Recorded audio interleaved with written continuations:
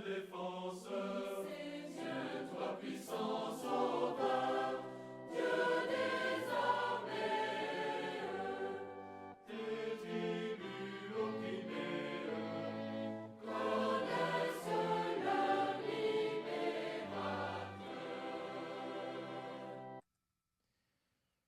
Bienvenue dans ce nouveau podcast de semestre Concile évangélique des missionnaires pour l'évangélisation et l'éducation chrétienne.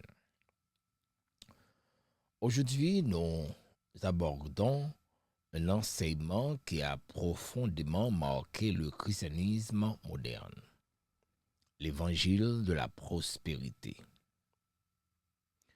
Souvent présenté comme un message de foi, de succès et de bénédiction, l'évangile de la prospérité enseigne que la volonté première de Dieu serait la richesse financière, la santé parfaite et la réussite personnelle.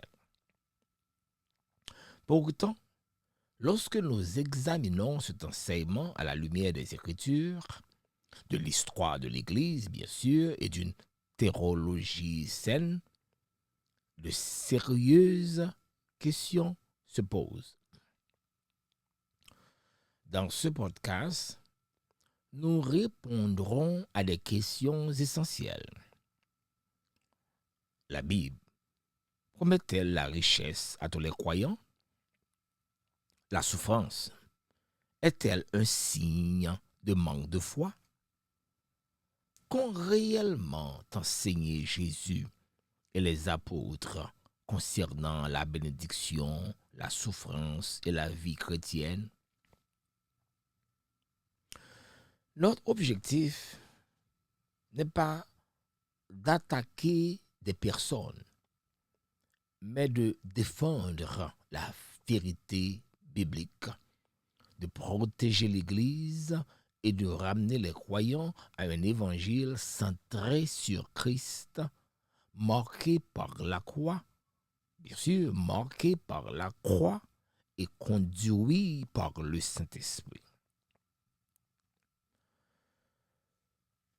Le véritable évangile ne promet pas les richesses terrestres, mais la rédemption, la transformation, la vie éternelle et la fidélité de Dieu en toutes circonstances.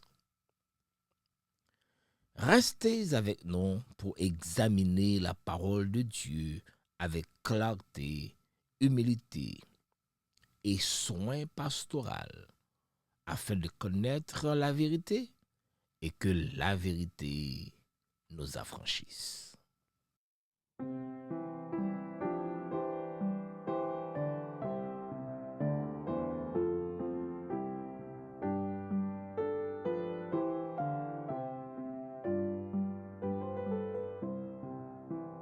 C'est par la foi que voyant l'invisible, ils se sont levés à l'appel du Seigneur. Rien avec lui ne semble être impossible, tant sa promesse enflammait leur ardeur. Brûlons nos âmes, flammes sacrées, et nous suivrons les témoins d'autrefois, environnés de leur grande nuée, les regards sur Jésus, chef de la foi. Imaginez un instant que vous vous trouvez dans une immense arène. Les lumières sont tamisées. La musique monte en puissance. Une progression d'accords parfaitement émouvante, jouée par un groupe de renommée mondiale. Des milliers de personnes vous entourent, les mains levées, se balançant au rythme de la musique. Et sur scène, une figure charismatique en costume sur mesure vous dit quelque chose que vous désespérez d'entendre. Il vous dit que vos dettes, votre maladie, votre anxiété ne sont pas seulement malheureuses, elles sont, selon lui, illégales aux yeux du ciel. Il vous dit que vous êtes un enfant du roi et que les rois ne vivent pas de la pauvreté. Les rois n'ont pas le cancer. Et si vous parvenez à déverrouiller le code spirituel, si vous prononcez les bons mots et semez la bonne graine financière, le trésor du ciel s'ouvrira. C'est une promesse incroyablement enivrante. Et pour des millions de personnes à travers le monde, des méga-églises de Houston, au Texas, aux croisades en plein air de Lagos, au Nigeria, ce n'est pas seulement un sermon, c'est une bouée de sauvetage. C'est l'évangile de la prospérité, le mouvement de la parole de foi. Mais d'où vient cette idée? Comment une religion fondée par un Galiléen errant qui disait « Heureux les pauvres » a-t-elle pu évoluer vers une théologie mondiale qui dit aujourd'hui « Heureux les riches ». Aujourd'hui, nous allons décortiquer ce phénomène. Nous allons nous pencher sur les mystiques qui l'ont inventé, les architectes qui l'ont transformé en empire et le poids écrasant qu'il fait peser sur le croyant lorsque le miracle ne se produit pas. Gardons l'écoute.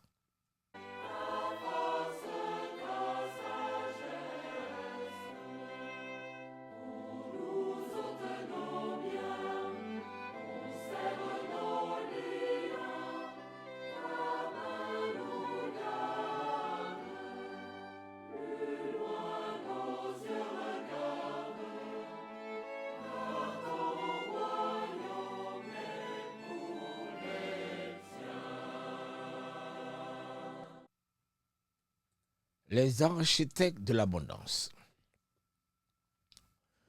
Pour comprendre l'évangile de la prospérité, il faut comprendre qu'il n'a pas commencé dans une église, mais dans l'esprit. Si nous voulons trouver le véritable père fondateur de ce mouvement, nous ne devons pas chercher un prédicateur pentecôtiste des années 1950, mais remonter plus loin, à la fin du XVIIIe siècle, à un mouvement appelé la Nouvelle Pensée.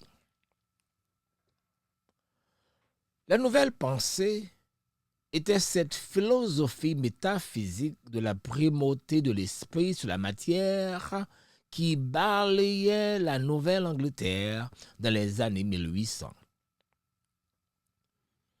Elle était menée par des figures comme Phineas Quimby, un magnétiseur, un horloger, un guérisseur mental.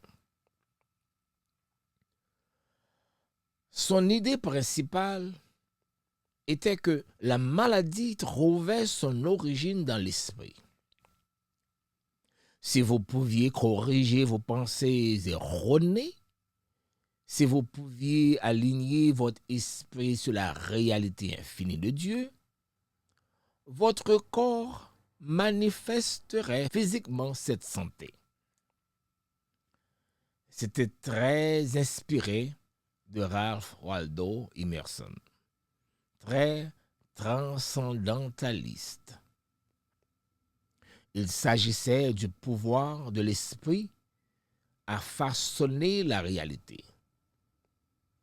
C'est alors qu'intervient un homme nommé E.W. Kenyon. Kenyon est le lien. C'était un pasteur baptiste né en 1867. Mais il a été fortement influencé. Grâce à ses nouvelles idées, il fréquenta le Emerson College of Oratory à Boston, un haut lieu de la pensée métaphysique. Kenyon s'appropria les idées de Quimby sur l'esprit et les adapta, les enveloppant de langage chrétien. Kenyon affirmait que les chrétiens avaient mal interprété la Bible. Il disait que nous n'étions pas seulement des pécheurs pardonnés, mais des héritiers légitimes de l'autorité de Dieu. Il commença à utiliser des expressions comme confession positive. L'idée était que Jésus avait déjà accompli l'œuvre. Donc, pour accepter une réalité qui ne nous appartenait pas légalement, il fallait confesser ce qui était vrai dans le domaine spirituel pour que cela se manifeste dans le domaine physique. Kenyon mourut en 1948 et, franchement, il n'était pas très célèbre à sa mort. Mais ses livres tombaient entre les mains d'un homme qui allait devenir le véritable père du mouvement moderne, Kenneth Hagin. Kenneth Hagin est le personnage central ici. Si Kenyon était l'architecte, Hagin était le bâtisseur. De l'après-guerre, Hagin affirma avoir eu une série de visions spectaculaires, des visites au ciel, des visites en enfer, des conversations en face à face avec Jésus. Dans ces visions, il prétendait que Jésus lui avait enseigné des lois spirituelles. Hagin reprit la théologie de Kenyon, parfois en copiant des passages mot pour mot, et la transforma en un mouvement systématisé appelé la parole de foi.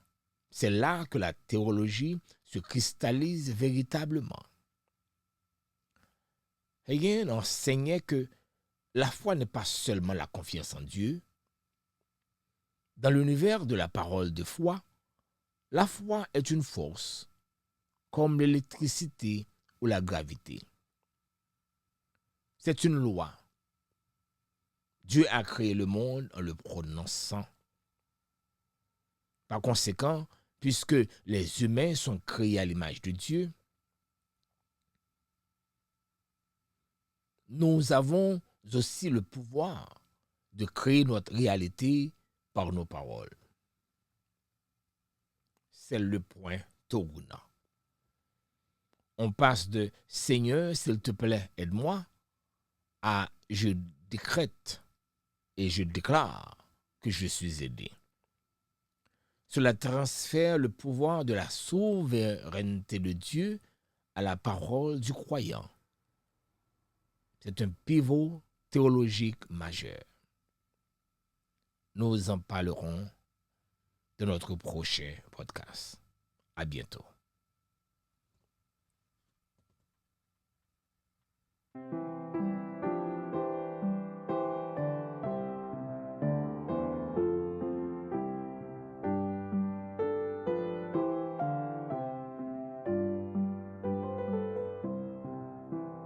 C'est par la foi que voyant l'invisible, ils se sont levés à l'appel du Seigneur. Rien avec lui ne semble être impossible, tant sa promesse enflammait leur ardeur. Brûlons nos âmes, flammes sacrées, et nous suivrons les témoins d'autrefois, environnés de leur grande nuée. Les regards sur Jésus, chef de la